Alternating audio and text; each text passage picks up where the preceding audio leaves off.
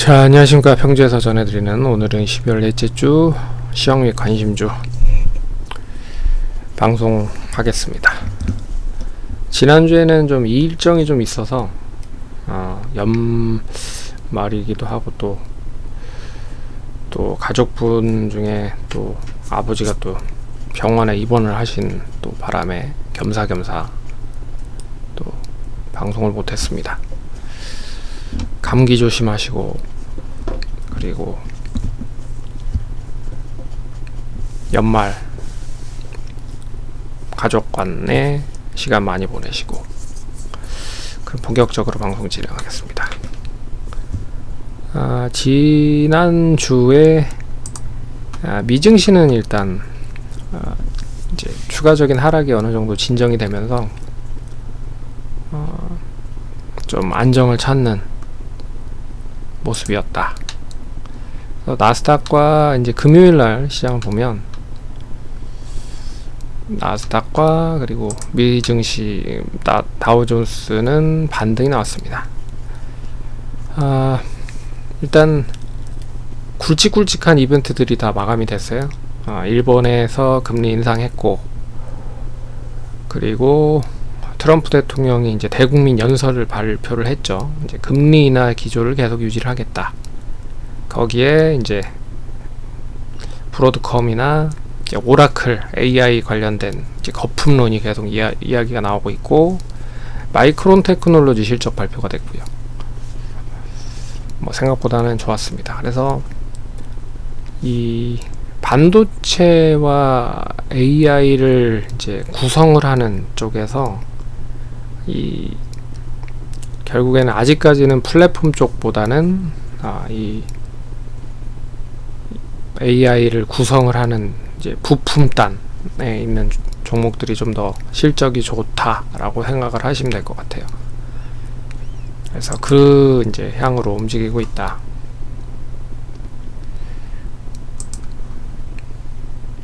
그래서 아직까지도 뭐 이 오라클은 이제 클라우드 쪽이잖아요. 플랫폼을 만들려고 하는 기업을 잘 보좌를 해주려고 하는 역할을 하고 있는. 그래서 스타게이트를 보면 이제 소프트뱅크, 오라클, 그리고 오픈 AI 이렇게 구성이 되어 있잖아요. 그래서 아직까지는 플랫폼 쪽에 대해서 수익이 뭐 아주 가열차게 뭐 급성장을 하지는 못하고 있는 상태라, 반도체 이쪽에 전력 인프라가 쪽 구축하는 쪽 이쪽이 아직도 돈을 벌고 있다. 마이크론 테크놀로지만 봐도 그렇죠. 그렇기 때문에 그 방향은 계속 뭐 부침은 있을 수 있으나 뭐 아직까지는 꺾인 건 아닌 것 같다, 그렇게 봐야 될 것 같습니다. 그러면서 이제 우리 시장이 변동성이 좀 컸죠. 아래 위로 좀 컸고, 그래도 뭐 잘 버텼습니다. 우리 시장도. 미증시가 추가적인 뭐 하락보다는 뭐 하방 경직을 만드는, 그러니까 추가적인 저점을 만들지 않으려는 그런 지지 역할을 해주는 모습들을 보였기 때문에 우리나라도 뭐 추가적인 하락보다는 이제 목요일 금요일 반등을 통해서 한 고비는 넘긴 그랬다. 뭐 여튼 뭐 시장은 무상향을 완연하게 하는 것보다는 계속 눈치를 보면서 뭐 박스권 흐름을 유지를 하려고 하는 정도다. 그래서 종목별 장세는 상당히 좀 빠르게 움직이고 있고, 그러면 이제 올해는 거의 이제 마감이 됐다라고 생각을 하고 있어서 이제 내년을 기점으로 어떤 투자를 해야 되는지를 고민을 하실 필요가 있을 것 같습니다. 근데 여전히 제가 봤을 때는 뭐 이제 종목별 장세가 조금 더 이어질 수 있을 거라 보고 있거든요. 그렇지만 뭐 또 시간을 내서 한번 얘기를 해드리겠지만, 이 반도체 단 뭐 SK하이닉스와 삼성전자에 대한 4분기 실적은 더 좋을 것 같습니다. 거기 내년까지도 실적이 나쁘진 않을 것 같다. 지금 현재의 그런 추이로만 보면, 반도체 가격에 대한 추이, 그리고 지금 증설을 하지 않고 있는 상황이잖아요. 증설을 왜 그러냐면, 증설하면 결국에는 이제 수요에 대한 이제 공급이 부족을 함에도 불구하고 수요를 계속 푸시를 해서 수요를 땡겨 놓으면 이제 이 공급차까지 공급을 할 수 있을 때까지는 시간이 상당히 좀 많이 소요가 될 수밖에 없잖아요.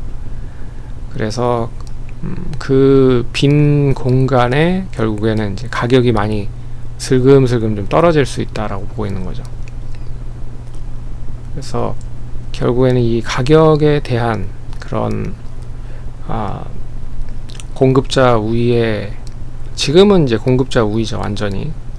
그래서 아예 그냥 이 굵직굵직한 기업들도 이제 연 단위로 계약을 하면서 이제 완판을 좀 진행을 하고 있습니다. 그래서 쉽게 반도체 가격이 떨어지지 않고 있는 이유도 있어요. 여튼 시간 내서 한번 다시 얘기해 드릴 텐데, 반도체는 좀 무조건 하나 정도 편입은 해야 될 것 같고, 이제 증설 쪽 얘기가 나올 것 같습니다. 지금은 HBM3 쪽 관련된 거와 파운드리 쪽에 대한 얘기만 나오고 있는데, 그러니까 결국에는 HBM 쪽이죠. 그리고 AG 반도체 TPU 관련된 부분이 최근에 이슈가 되고 있죠. 그런 쪽이지만 이제는 이제 레거시 반도체에 대한 증설 이야기가 스멀스멀 나올 수 있을 것이다. 미리 올라간 종목들도 있는데 대부분의 소부장단 종목들은 많이 못 올라갔습니다. 어찌됐든 그렇고요.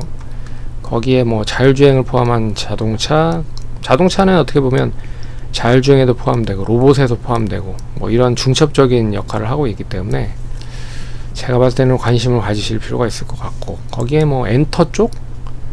엔터 쪽도 이제 한일령이 좀 상대적으로 많이 확대가 되고 있는, 좀처럼 이제 좀처럼 좀 진전이 되지 못하고 있는 것 같아요. 그래서 이것도 좀 영향을 받을 수 있을 것 같고, 그래서 굳이 보면 반도체, 자동차, 그리고 엔터, 거기에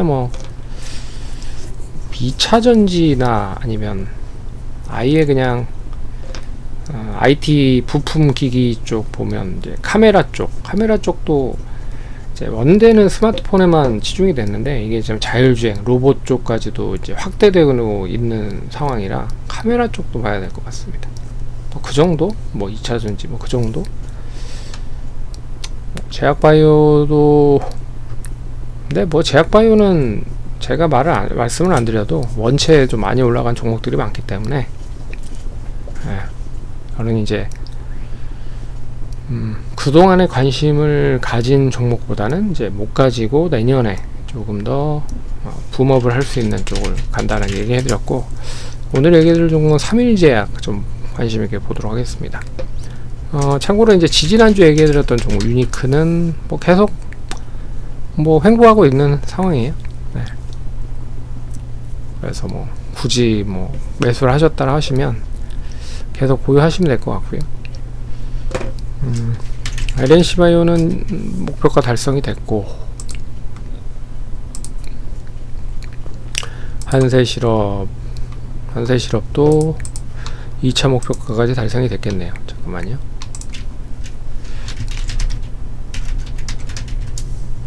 $15,400원 달성이 됐네요.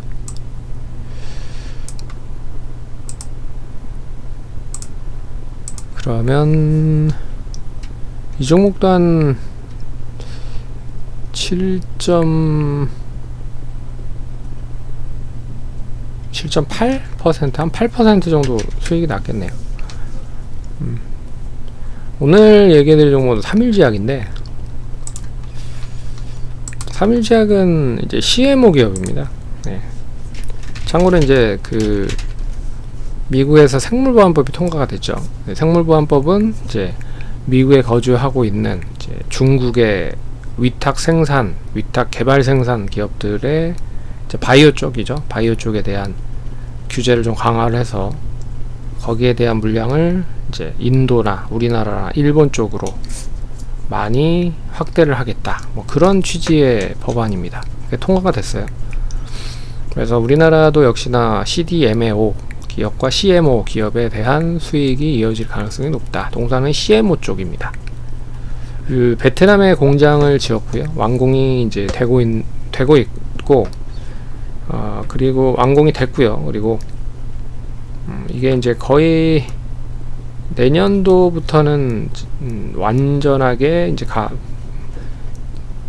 가동이 되면서 이제 생산을 본격적으로 좀 진행할 겁니다. 근데 상반기에는 우리나라 쪽 GMP 공장 승인을 받을 수 있을 것 같고, 내년 하반기에는 미국과 유럽에 대한 GMP 승인을 받을 수 있을 것 같습니다. 그러면 이제 생산 수주를 상당히 좀 빠르게 확대를 할 수 있는 거죠. 그래서 지금은 이제 베트남의 이제 대만 쪽 관련된 안과용 점안제만 좀 수주를 받은 상황인데, 이게 좀 점차 커질 것 같습니다. 캐파 자체도 한 3천억에서 5천억 정도 되기 때문에.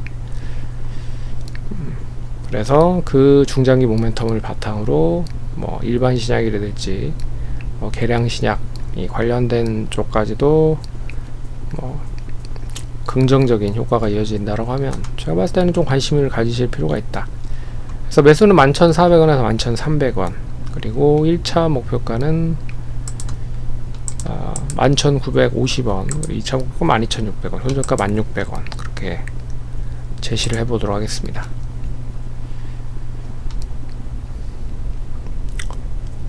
그래서 뭐 이 11,900원, 12,000원만 잡으면 이제 추세 자체가 이제 전환되는 흐름입니다. 그래서 단기적으로는 한 15,000원 이상까지도 상승할 수 있을 것 같고요. 15,000원 정도만 잡아내면 예전의 고점 부근들이죠. 한 18,000원, 2만원 선까지도 상승 가능하니까 참고하시면 좋을 것 같습니다. 그러면 연말 잘 보내시고, 다음 주에는 크리스마스네요. 즐거운 크리스마스 보내시고,